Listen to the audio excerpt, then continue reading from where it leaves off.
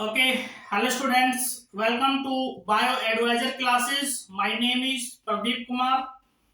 तो अभी तक हम क्या पढ़ चुके मॉलिक्यूलर बेसिस ऑफ इनहेरिटेंस वाले चैप्टर में पिछले 4-5 लेक्चर में.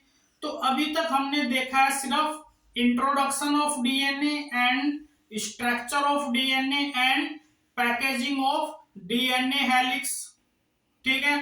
लास्ट लेक्चर में हमने देखा था कि in eukaryotic cell and prokaryotic cell में डीएनए अपने आप को कैसे अरेंज करता है. ठीक है. तो packaging of DNA helix eukaryote में होती है भैया न्यूक्लियस के अंदर, प्रोकैरियोट में होती है साइटोप्लाज्म के अंदर बैक्टीरिया में, जिसको अपन न्यूक्लियोइड बोलते हैं. ठीक है. तो लास्ट क्लास में हमने ये भी देखा था लास्ट लेक्चर में कि जो एक न्यूक्लियोसोम है उसके अंदर 200 बेस पेयर मिलते हैं. ठीक है. इन वन न्यूक्लियोसोम कितना लंबा डीएनए मिलता है? 200 बेस पेयर लॉन्ग. ठीक है. तो मैंने बताया था कि इस कंसेप्ट पे कभी कभी हो सकता है एग्जामिनर कोई न्यूमेरिकल भी दे दे. फॉर एग्जाम्पल अगर हम बात करें अपने ही डीएनए की बात करते हैं तो ह्यूमन बींग्स के अंदर जो डिप्लॉइड कंटेंट होता है, डिप्लॉइड कंटेंट के अंदर डीएनए के अंदर होते हैं 6.6 इंटू 10⁹ बेस पेयर. अब कोई अगर क्वेश्चन पूछे कि बताओ how many nucleosomes are required to pack this DNA, तो हम इजीली कैलकुलेट कर सकते हैं. कैसे कैलकुलेट कर सकते हैं? हमें पता है कि 200 बेस पेयर लॉन्ग डीएनए को पैक करने के लिए हमें चाहिए एक न्यूक्लियोसोम. Is it clear? अब दिया कितना है? 6.6 इंटू 10⁹ बेस पेयर. तो इसमें हम कैलकुलेट करेंगे, सिंपल कैलकुलेशन है. अब इसको सोल्व कर लो, आंसर आ जाएगा. 2 जीरो हटाएंगे तो यहाँ पे 7 हो जाएगा. इसको कट कर दो तो हमारे पास कितने न्यूक्लियोसोम आए? 33 into 10⁶ nucleosomes are required to pack this DNA. ऐसे ही हम किसी भी ऑर्गेनिज्म को लेके कैलकुलेट कर सकते हैं. कोई ज्यादा हार्ड एंड फास्ट रूल है नहीं, जस्ट सिंपल मैथमेटिकल कैलकुलेशन है. ठीक है. तो ये सारे कंसेप्ट हमारे हो चुके हैं. आज हम देखेंगे कि कैसे अपने को ये पता चला कि डीएनए ही वो मटेरियल है जो पेरेंट से बच्चों में इंफॉर्मेशन लेके जाता है. That is the search of genetic material. ठीक है. अभी तक हमने क्या पढ़ा? सिंपल स्ट्रक्चर ऑफ डीएनए के बारे में पढ़ा है. आज हम ये देखेंगे कि कैसे हमें ये पता चला कि डीएनए ही जेनेटिक मटेरियल है. ठीक है. तो आज हम देखेंगे एनसीईआरटी के अकॉर्डिंग बात करें तो एनसीईआरटी में एक हेडिंग दी हुई है, the search of genetic material. ठीक है. तो इसके अंदर में हम डिफरेंट एक्सपेरिमेंट्स को पढ़ेंगे. सबसे पहले जो दिया हुआ है वो आता है हमारे पास बैक्टीरियल ट्रांसफॉर्मेशन एक्सपेरिमेंट. ओके. इसी को हम एक और नाम से जानते हैं जो एनसीईआरटी में दिया हुआ है, ट्रांसफॉर्मिंग प्रिंसिपल. इस एक्सपेरिमेंट में नीट में क्वेश्चन पूछे जाते हैं और बोर्ड में भी ये 5 नंबर का आता है. Explain transforming principle. सेकंड जो हमें दिया हुआ है एक्सपेरिमेंट, बैक्टीरियोफेज एक्सपेरिमेंट। एक एक्सपेरिमेंट और पढ़ते हैं हम, टोबैको मोजेइक वायरस एक्सपेरिमेंट। ठीक है, 3 एक्सपेरिमेंट पढ़ते हैं। हालांकि एक एक्सपेरिमेंट और आता है, किसी किसी बुक में लिखा हुआ है यहाँ पे। फोर्थ जो एक्सपेरिमेंट है वो हमारे पास आता है डीएनए एस्टिमेशन टेस्ट। ठीक है, 2 एक्सपेरिमेंट हमारे एनसीईआरटी बुक में दिए हुए हैं, थोड़ा सा इनके बारे में भी देख लेंगे। ठीक है, तो ये जो एक्सपेरिमेंट है, फर्स्ट वाला एक्सपेरिमेंट, सेकंड वाला एक्सपेरिमेंट एंड फोर्थ वाला एक्सपेरिमेंट प्रूव करते हैं, ये हमें बताते हैं कि DNA act as genetic material. Okay, जबकि टोबैको मोजेइक वायरस एक्सप्लेन करता है कि RNA act as genetic material. Clear? Okay, तो सबसे पहले हम पढ़ेंगे बैक्टीरियल ट्रांसफॉर्मेशन एक्सपेरिमेंट और ट्रांसफॉर्मिंग प्रिंसिपल, जो कि इंपॉर्टेंट टॉपिक है, एग्जाम में पूछा जाता है क्वेश्चन यहां से, तो ध्यान से देखना है।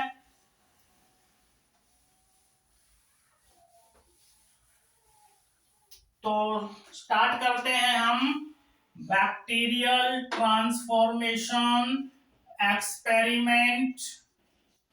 इस एक्सपेरिमेंट को एक्सप्लेन किया था, साइंटिस्ट का नाम भी हमें याद रखना है क्योंकि एनसीईआरटी बुक में दिया हुआ है, और वैसे भी जेनेटिक्स के साइंटिस्ट के नाम कभी कभी हो सकता है, हालांकि रिसेंटली तो पूछे नहीं गए हैं, फिर भी अगर एनसीईआरटी बुक में दिया है तो हमें याद करना पड़ेगा, क्योंकि एनसीईआरटी बुक का तो हम एक वर्ड भी नहीं छोड़ सकते एग्जाम के लिए। ठीक है, तो बात करते हैं इसकी। Bacterial transformation experiment was given by Frederick Griffith in 1928। Year भी हमें याद रखना है। अब जो फ्रेडरिक ग्रिफिथ था उसने वर्क किया था एक बैक्टीरिया के ऊपर, वर्क ऑन स्ट्रेप्टोकोकस न्यूमोनी। इस बैक्टीरिया के ऊपर फ्रेडरिक ग्रिफिथ ने काम किया था। अब किसी किसी बुक में यहाँ पे एक नाम और दिया हुआ है, डिप्लोकोकस न्यूमोनी। ठीक है, तो भैया अभी के लिए तो हमें ये ही याद रखना है, स्ट्रेप्टोकोकस न्यूमोनी, इसको हम भूल जाते हैं। एनसीईआरटी भगवान है हमारे लिए, उसी को फॉलो करेंगे। ठीक है, तो अब ये बैक्टीरिया क्या डिजीज पैदा करता है, इसका नाम ही बता रहा है न्यूमोनी। इसका मतलब क्या कि इट कॉज न्यूमोनिया, ये एक बीमारी पैदा करता है न्यूमोनिया। अब न्यूमोनिया में क्या होता है, जैसे हम डेली लाइफ में भी कई बार सुन लेते हैं कि उसको न्यूमोनिया हो गया, किसी छोटे बच्चे को न्यूमोनिया हो गया, उसको ठंड लग गई थी इसलिए उसको न्यूमोनिया हो गया। तो न्यूमोनिया में क्या होता है कि जो रेस्पिरेटरी ट्रैक्ट होते हैं, हमारे रेस्पिरेटरी पैसेज है, उसके अंदर म्यूकस सीक्रेशन इंक्रीज हो जाता है। ठीक है, जिससे जो गैसियस एक्सचेंज है वो प्रॉपर नहीं हो पाता, हमारी बॉडी में ऑक्सीजन की डेफिशिएंसी हो जाती है। तो सीवियर केस में अगर किसी को सीवियर निमोनिया है तो डेथ भी हो सकती है। ठीक है, तो स्ट्रेप्टोकोकस न्यूमोनी बैक्टीरिया न्यूमोनिया कोज करता है। साथ में फ्रेडरिक ग्रिफिथ ने अपना जो एक्सपेरिमेंट परफॉर्म किया था वो क्या था, चूहों के ऊपर, ठीक है। माउस के ऊपर क्या था, इसकी प्लूरल फॉर्म हो जाएगी माइस। तो फ्रेडरिक ग्रिफिथ ने स्ट्रेप्टोकोकस न्यूमोनाई का जो अटैक करवाया था वो चूहों के ऊपर करवाया था, माइस के ऊपर, क्योंकि ह्यूमन बींग्स पे तो भैया डायरेक्ट एक्सपेरिमेंट कर नहीं सकते, ठीक है। बहुत सारे इथिकल इश्यूज हैं, तो उसने चूहे को लेके अपने एक्सपेरिमेंट परफॉर्म किए थे। तो देखते हैं कैसे फ्रेडरिक ग्रिफिथ ने एक्सपेरिमेंट परफॉर्म किया था अपना। तो क्या बात करते हैं यहाँ पे, जो इम्पोर्टेंट क्वेश्चन एग्जाम में पूछे जा सकते हैं वो देख लेते हैं पहले तो फ्रेडरिक ग्रिफिथ ने स्ट्रेप्टोकोकस न्यूमोनाई बैक्टीरिया की 2 स्ट्रेन्स यूज करी थी। अब बच्चे इस स्ट्रेन में कंफ्यूज रहते हैं। स्ट्रेन्स मींस लाइक हम क्रॉप के लिए वर्ड यूज करते हैं, वैरायटीज, व्हीट वैरायटीज, गेहूं की भी अलग अलग वैरायटीज होती हैं, ऐसे ही स्ट्रेप्टोकोकस न्यूमोनाई बैक्टीरिया की भी अलग अलग स्ट्रेन्स होती है, वैरायटीज होती हैं। तो फ्रेडरिक ग्रिफिथ ने स्ट्रेप्टोकोकस न्यूमोनाई की 2 वैरायटीज, 2 स्ट्रेन यूज करी थी। एक थी आर स्ट्रेन, दूसरा यहाँ पे एस स्ट्रेन। अब किसी किसी बुक में यहाँ पे आर सेकेंड स्ट्रेन लिखा हुआ है, यहाँ पे एस थर्ड स्ट्रेन लिखा हुआ है, वो एक ही बात है, कंफ्यूज नहीं होना, ठीक है। तो आर स्ट्रेन, आर क्या रिप्रेजेंट करता है यहाँ पे, आर रिप्रेजेंट करता है रफ, एस रिप्रेजेंट करता है यहाँ पे स्मूथ, ठीक है। तो जो आर स्ट्रेन थी और एस स्ट्रेन थी, इनमें जो बेसिक डिफरेंस था, तो जो एस स्ट्रेन थी, एस स्ट्रेन के चारों तरफ एक एक्स्ट्रा कवरिंग थी, इसीलिए इसको बोलते हैं कैप्सुलेटेड स्ट्रेन।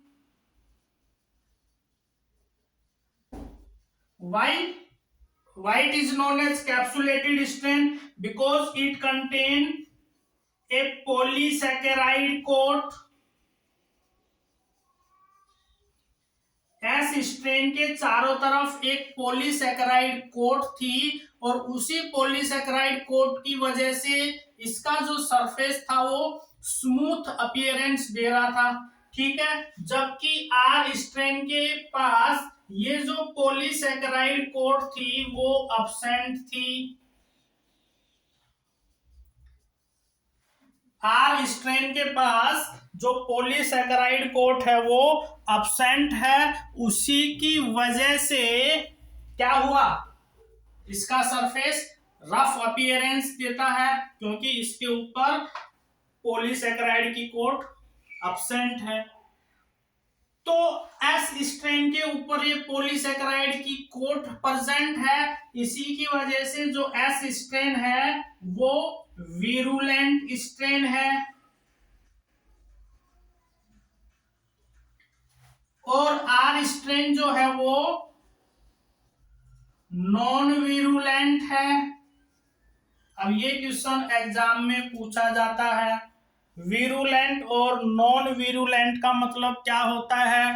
वीरुलेंट का मतलब होता है ऐसा कोई स्ट्रेन जो बीमारी पैदा करे, ठीक है।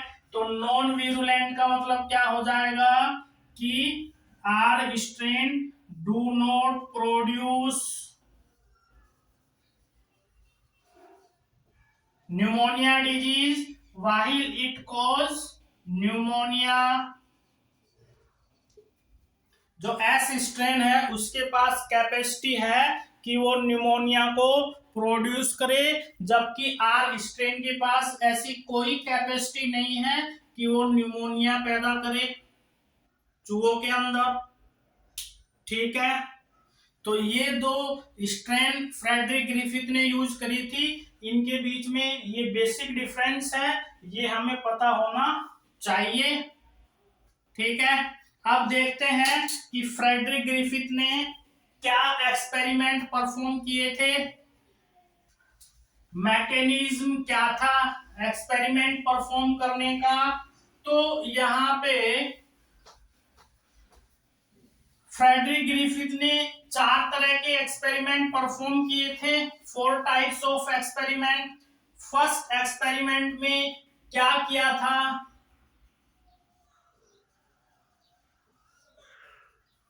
फर्स्ट एक्सपेरिमेंट में फ्रेडरिक ग्रिफिथ ने आर स्ट्रेन को लिया था, लाइव थी, आर स्ट्रेन जिंदा थी, तो R strain live injected to mice. थोड़े टाइम के बाद फ्रेडरिक ग्रिफिथ ने ऑब्जर्व किया कि जो माइस थे वो लाइव थे, उनके अंदर कोई भी डिजीज या उनको निमोनिया नहीं हुआ। सेकंड एक्सपेरिमेंट में फ्रेडरिक ग्रिफिथ ने क्या किया? एस स्ट्रेन लाइव को लिया, इंजेक्टेड टू माइस, और फ्रेडरिक ग्रिफिथ ने ऑब्जर्व किया कि जो माइस थे उनकी डेथ हो गई। क्यों? निमोनिया की वजह से। थर्ड एक्सपेरिमेंट में, क्योंकि ये अपने को पता था, ये बात फ्रेडरिक ग्रिफिथ को पहले ही पता थी कि जो आर स्ट्रेन है उसके पास ऐसी कैपेसिटी नहीं है कि वो निमोनिया पैदा कर सके। वो थोड़ी शरीफ बैक्टीरिया थे, थोड़े से शरीफ बैक्टीरिया थे। एस स्ट्रेन खतरनाक बैक्टीरिया थे, उनके पास कैपेसिटी थी कि वो निमोनिया पैदा कर सके। इसीलिए इन 2 एक्सपेरिमेंट में तो हमें कोई डाउट नहीं है, फ्रेडरिक ग्रिफिथ को भी कोई डाउट नहीं थे, ठीक है, बाकी किसी साइंटिस्ट को भी कोई प्रॉब्लम नहीं थी। थर्ड स्ट्रेन में क्या किया फ्रेडरिक ग्रिफिथ ने? एस स्ट्रेन को हीट किल्ड कर दिया, मतलब हाई टेम्परेचर पे एस स्ट्रेन को किल कर दिया, और इस किल्ड एस स्ट्रेन को इंजेक्ट किया, injected to mice. Frederick Griffith ने ऑब्जर्व किया कि ये जो चूहे थे लाइव थे, उनको कोई भी न्यूमोनिया नहीं हुआ, क्योंकि ये बात हमें पता है कि जब एस स्ट्रेन को उसने पहले ही खत्म कर दिया भैया, हीट किल्ड कर दिया, तो कहां से वो बीमारी पैदा करेंगे? पहले ही मर गए बैक्टीरिया तो, ठीक है, कोई डाउट नहीं। अब देखते हैं फोर्थ एक्सपेरिमेंट। फोर्थ एक्सपेरिमेंट में क्या किया फ्रेडरिक ग्रिफिथ ने? आर स्ट्रेन लाइव लिया प्लस एस स्ट्रेन को मिक्स कर दिया, और एस स्ट्रेन भी उसने ली हीट किल्ड। दोनों को मिक्स किया, इंजेक्टेड टू माइस, और क्या ऑब्जर्व किया फ्रेडरिक ग्रिफिथ ने? कि जो चूहे थे वो मर गए, उनको बीमारी हो गई न्यूमोनिया। अब यहां पे गड़बड़ हो गई। क्या गड़बड़ हुई बच्चों? यहाँ पे ये गड़बड़ हुई कि यहाँ पे तो उसने के आर लाइव का हमें कोई फर्क नहीं पड़ेगा नॉर्मल कंडीशन में, आर लाइव के पास ऐसी कैपेसिटी है ही नहीं कि वो बीमारी पैदा कर सके। यहाँ एस स्ट्रेन उसने हीट किल लिया है, जब हीट किल ने यहीं पे बीमारी नहीं करी तो यहाँ पे कैसे बीमारी कर दी? तो यहाँ पे आके थोड़ी सी गड़बड़ हो गई, ठीक है। अब इस गड़बड़ को समझने की कोशिश करते हैं हम कि फ्रेडरिक ग्रिफिथ ने इस बात को कैसे एक्सप्लेन किया, ठीक है। तो कैसे एक्सप्लेन किया फ्रेडरिक ग्रिफिथ ने? कि जब फ्रेडरिक ग्रिफिथ ने इन चूहों का पोस्टमार्टम किया तो इनकी बॉडी से फ्रेडरिक ग्रिफिथ ने आइसोलेट किए लाइव एस स्ट्रेन बैक्टीरिया को। ये भी एक अजीब बात थी, ये तो चमत्कार हो गया कि दिए तो उसने heat killed S strain bacteria थे और चूहे के अंदर से निकाले उसने लाइव एस स्ट्रेन बैक्टीरिया। ये कैसे पॉसिबल हुआ? तो ये कैसे पॉसिबल हुआ वो भी फ्रेडरिक ग्रिफिथ ने एक्सप्लेन किया। क्या एक्सप्लेन किया? कि भैया मान लो, क्योंकि उसने भी मानना ही था, श्योर वो भी नहीं था, फ्रेडरिक ग्रिफिथ भी श्योर नहीं था, उसने भी मानना ही था कि somehow this could be. ऐसी एक स्टेटमेंट दी हुई एनसीईआरटी में, वहां उसने सम हाउ वर्ड यूज किया हुआ, इसका मतलब वो भी श्योर नहीं था। उसने कैसे एक्सप्लेन किया? फ्रेडरिक ग्रिफिथ ने बोला कि मान लो भैया यहाँ पे मैंने आर लाइव यूज किया था, जब ये आर लाइव चूहे के अंदर गया तो इसको भूख लगी, इसने न्यूट्रिएंट लेने चाहे, तो जब इसने न्यूट्रिएंट लिए चूहे से, तो उस न्यूट्रिएंट के साथ साथ जो एस स्ट्रेन का एस स्ट्रेन का जो डीएनए था, वो डीएनए भी आर लाइव के अंदर चला गया, क्योंकि अपने को पता है कि डीएनए मोस्ट स्टेबल कंपाउंड है, डीएनए खत्म नहीं होता है। यहाँ पे सिर्फ बैक्टीरिया मरा था, डीएनए की स्ट्रक्चर एज इट इज थी। ठीक है, तो क्या हुआ होगा कि जो एस स्ट्रेन का डीएनए था वो आर लाइव के अंदर चला गया, डीएनए डीएनए भाई भाई, जो आर लाइव का डीएनए था और एस स्ट्रेन का डीएनए जो गया था, दोनों आपस में जुड़ गए, और जैसे ही दोनों आपस में जुड़े तो एस स्ट्रेन का जो डीएनए था उसने अपने आप को एक्सप्रेस किया, उसने शो किया, और एस स्ट्रेन के डीएनए के पास एक इंफॉर्मेशन थी। क्या इंफॉर्मेशन थी? उसके पास ये इंफॉर्मेशन थी कि मैं इस बैक्टीरिया के चारों तरफ एक पॉलीसेकेराइड की कोट बनाऊंगा। समझ में आई बात? तो जैसे ही एस स्ट्रेन के बैक्टीरिया ने अपने आप एक्सप्रेस किया, और वो जो जीन था जिसके अंदर पॉलीसेकेराइड कोट बनाने की इंफॉर्मेशन थी, तो उसने अपने आप को एक्सप्रेस किया और एक पॉलीसेकेराइड की कोट बना दी, और जैसे ही पॉलीसेकेराइड की कोट बनी तो जो आर लाइव था वो कन्वर्ट हो गया एस स्ट्रेन में, और जैसे ही एस स्ट्रेन में कन्वर्ट हुआ तो उसके पास आ गई पावर न्यूमोनिया पैदा करने की, तो उसने उसको बीमारी दे दी, चूहे को, चूहा मर गया। इसीलिए मैंने बोला था स्टार्टिंग में कि भैया जो एस स्ट्रेन वीरुलेंट है वो क्यों है? क्योंकि उसके अंदर एक पॉलीसेकेराइड कोट होती है, और एक्चुअली में अगर हम बात करें तो due to presence of that polysaccharide coat S strain is a virulent bacteria, virulent strain. ठीक है, तो यहाँ पे क्या हुआ? यहाँ पे एक्चुअली में हुआ क्या? यहाँ पे एक्चुअली में ऐसा हुआ कि जो आर स्ट्रेन थी वो ट्रांसफॉर्म हो गई, R strain is get converted into S strain, मतलब एक form of bacteria, one form of bacteria is get converted into another form of bacteria। इस प्रोसेस को क्या बोलते हैं हम? ट्रांसफॉर्मेशन।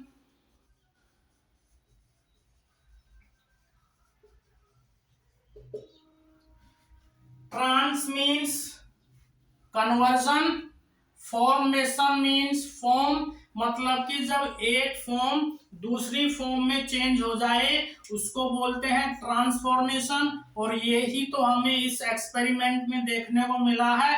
इसीलिए तो इस एक्सपेरिमेंट का नाम क्या पड़ा? Bacterial transforming experiment. इस एक्सपेरिमेंट का क्या नाम पड़ा? Transforming principle. तो अब हमें अच्छे से समझ में आ जाना चाहिए कि why this experiment is known as transforming principle, bacterial transformation experiment.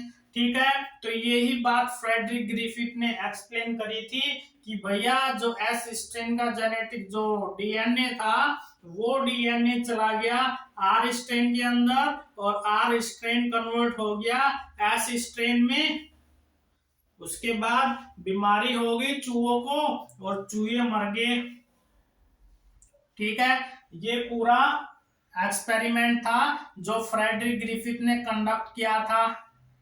लेकिन यहाँ पे अदर जो साइंटिस्ट थे उन्होंने ऑब्जेक्शंस उठा दिए। क्या ऑब्जेक्शंस उठा दिए? अपने को पता है कि जब उसने R strain heat killed use किया तो अपने को पता है कि बैक्टीरिया के अंदर भैया डीएनए के अलावा और भी बहुत सारे कंपोनेंट्स होते हैं, बहुत सारे मॉलिक्यूल्स होते हैं। फॉर एग्जांपल आरएनए होता है, प्रोटीन होता है। ठीक है, तो अदर साइंटिस्ट उसको बोले कि भैया आप इतने श्योरिटी के साथ कैसे कह सकते हैं कि डीएनए ही गया है एस स्ट्रेन का आर स्ट्रेन के अंदर? प्रोटीन भी जा सकता है, आरएनए भी जा सकता है, तो भी हो सकता है कि करैक्टर ट्रांसफर हो गया हो पॉलीसेकेराइड कोड वाला। तो गड़बड़ हो गई यहाँ पे। तो इस बात का फ्रेडरिक ग्रिफिथ के पास कोई जवाब नहीं था। ठीक है, तो यहाँ पे आके लास्ट में आके थोड़ा सा फ्रेडरिक ग्रिफिथ फेल हो गया।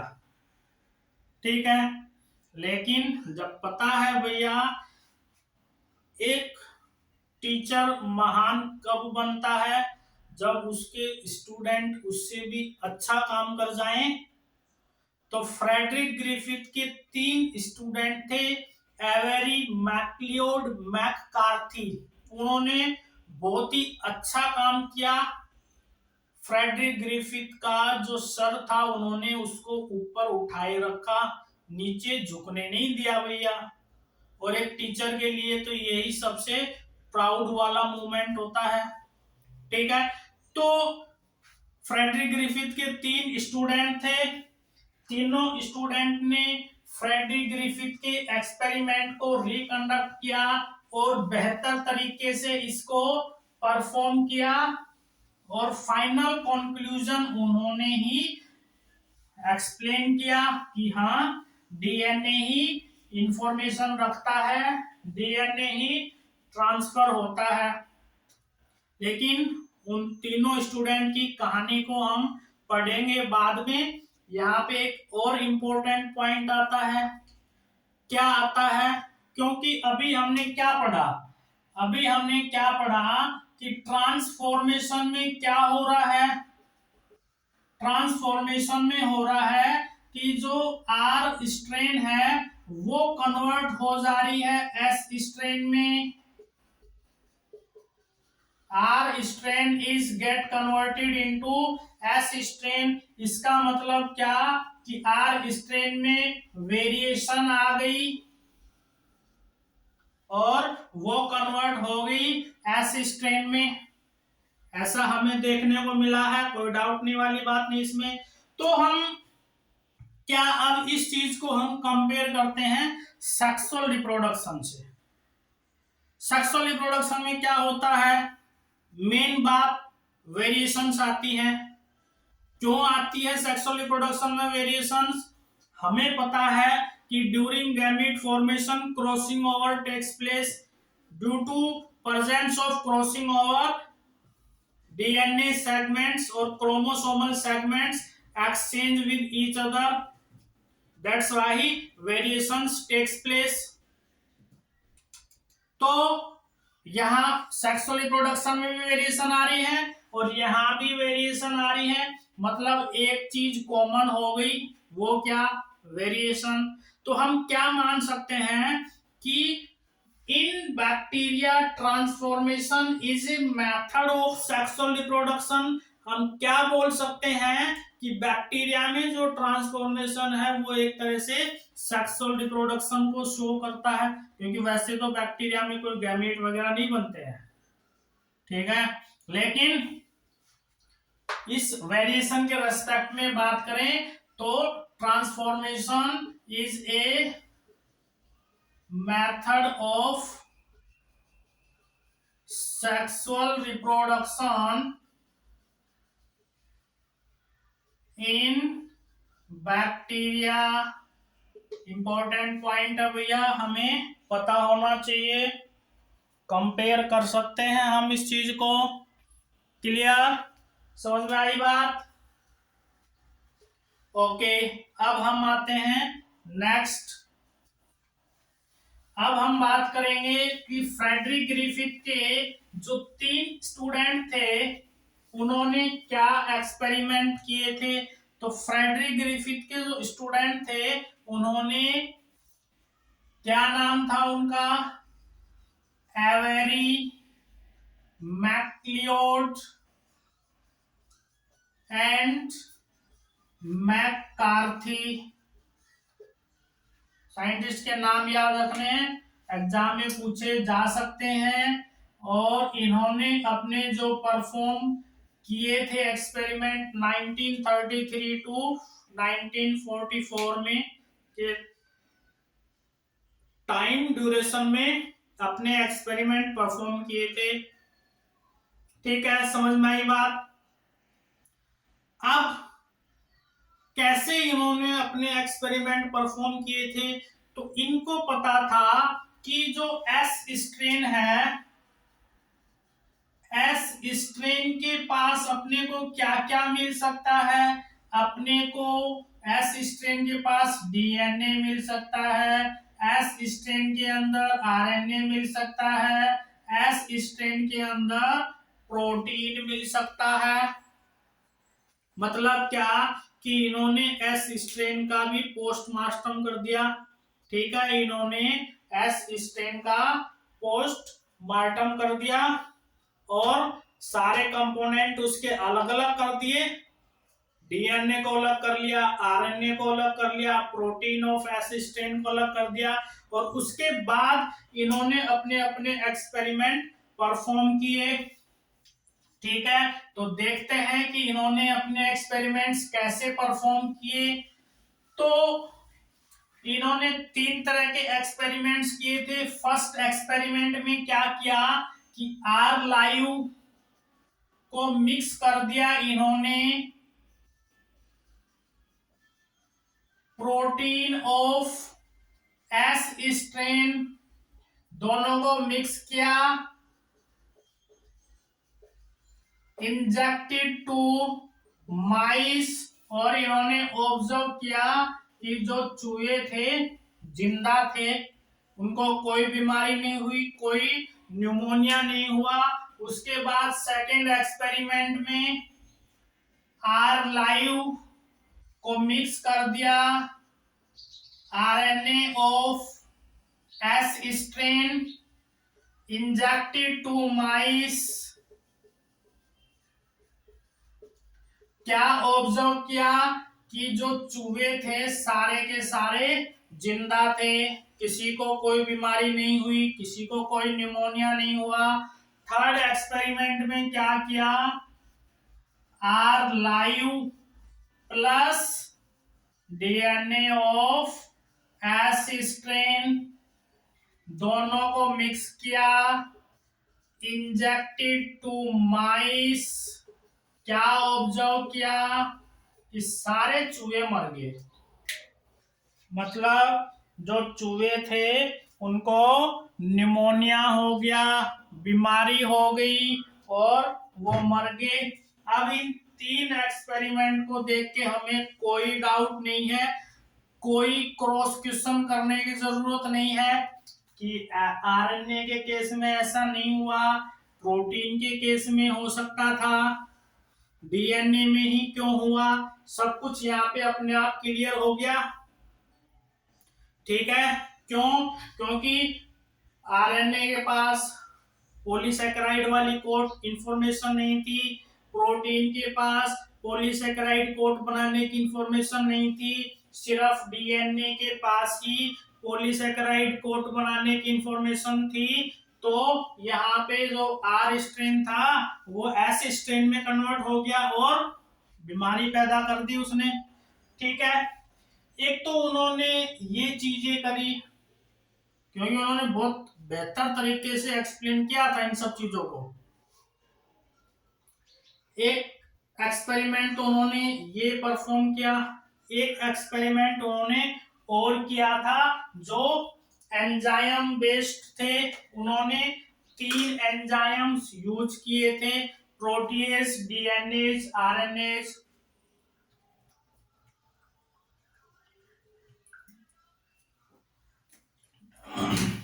ओके, तो आगे बात करते हैं हम।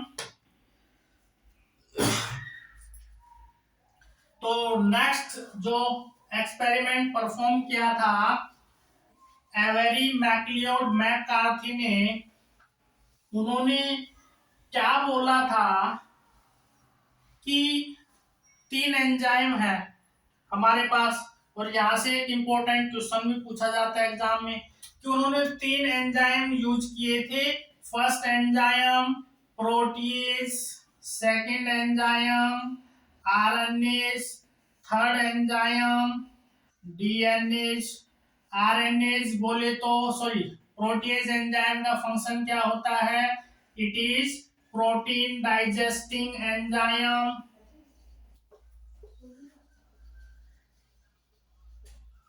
Okay, RNase enzyme, RNA digesting enzyme, DNAs enzyme, DNA digesting enzyme होता है। ठीक है, उन्होंने इन तीनों एंजाइम का यूज किया। क्लियर? अब कैसे उन्होंने एक्सपेरिमेंट परफॉर्म किए वो अपन देखते हैं।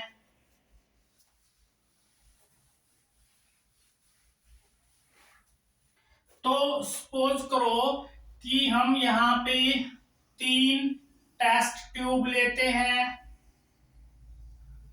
3 टेस्ट ट्यूब्स। इन 3 टेस्ट ट्यूब में हमने क्या डाला हुआ है? हमने यहाँ पे डाला हुआ है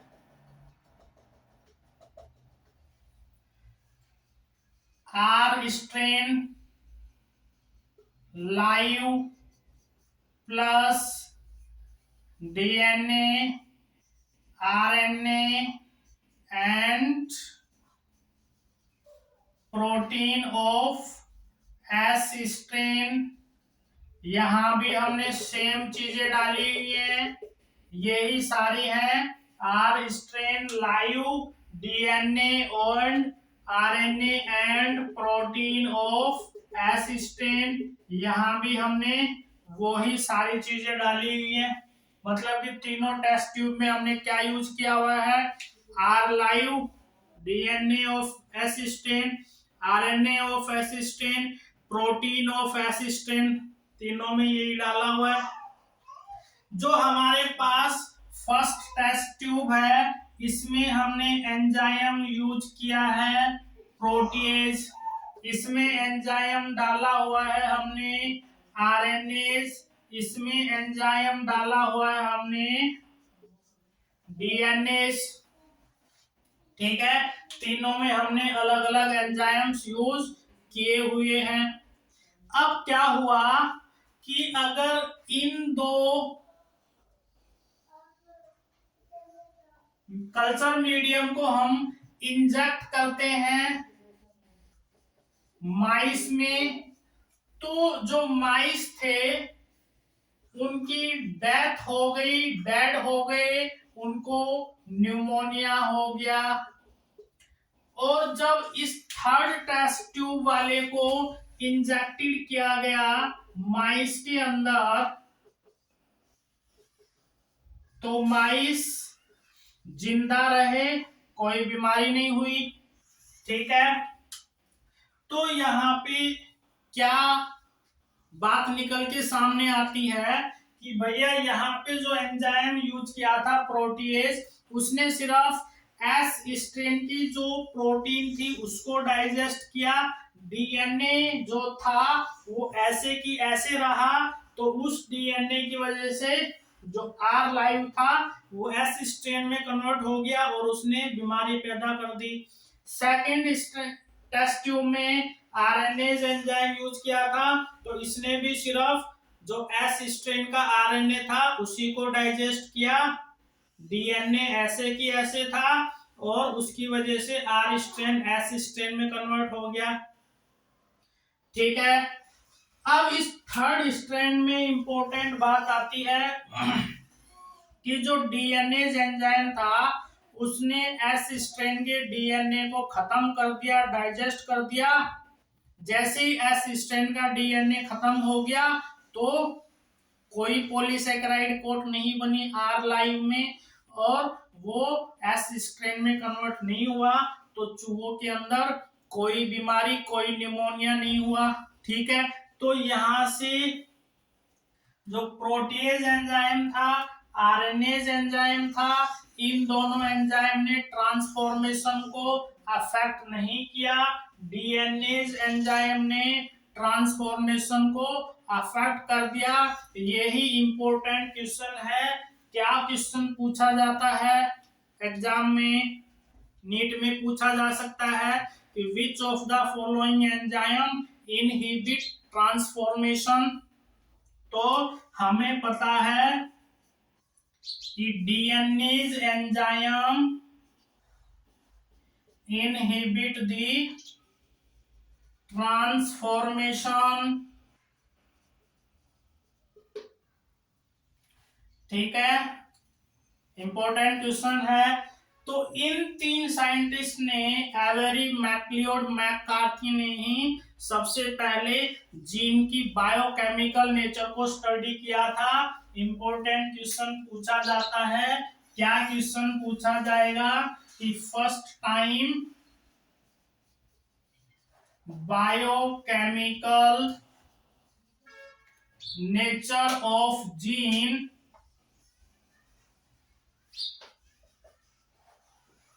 स्टडीड बाय एवेरी। इन तीन साइंटिस्ट का नाम आ जाएगा यहाँ पे, एवेरी, मैक्लियोड, मैककार्थी। ठीक है, तो ये सारा था हमारे पास transforming principle, bacterial transformation experiment, जो कि बहुत इंपॉर्टेंट है। एमसीक्यू भी आते हैं इस पे और बोर्ड में भी ये 5 नंबर में आता है कि एक्सप्लेन फ्रेडरिक ग्रिफिथ्स एक्सपेरिमेंट, या फिर डायरेक्ट पूछ लेगा एक्सप्लेन बैक्टीरियल ट्रांसफॉर्मिंग प्रिंसिपल। ठीक है, तो आज के लिए इतना ही। ओके, इसके बाद नेक्स्ट लेक्चर में हम बात करेंगे बैक्टीरियोफेज एक्सपेरिमेंट की। क्लियर? Okay, thank you.